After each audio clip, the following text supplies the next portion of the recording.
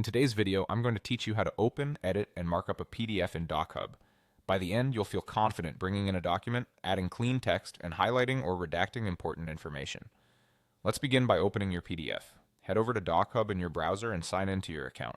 Once you're in, you have a few options to bring your file into the editor. If it's already in your workspace, look under My Documents and click the file to open it. If the PDF lives on your computer, choose New, then Upload File and select it from your device. You can also import from Google Drive, Dropbox, a direct URL, or even from an email attachment if you've connected Gmail. As soon as the file finishes loading, it will open right inside the DocHub editor, ready for you to work on. Now let's add or edit text. On the left-hand toolbar, click the Text tool, then click anywhere on the page to create a text box. Start typing and you'll see the text appear exactly where you placed it.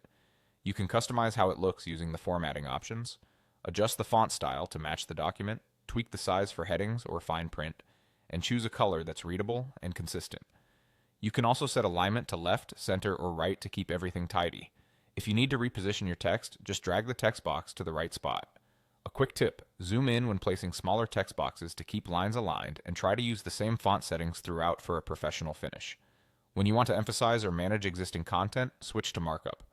Click markup in the toolbar to reveal your options. Use highlight to call attention to key sentences or figures without changing the original text. Underline is great for headings or terms you want readers to focus on, and the squiggly line is useful for noting potential issues or passages that need review. If you're handling sensitive information, choose Redact to black out text you don't want visible. Redaction permanently obscures the selected content, so double-check your selection before confirming. It's wise to zoom in and review the surrounding area to ensure you've covered everything necessary. That's it. You've opened your PDF, added polished text where needed, and marked up the document with highlights, underlines, and redactions. With these tools, you can cleanly edit and clearly communicate changes in any PDF you're working on.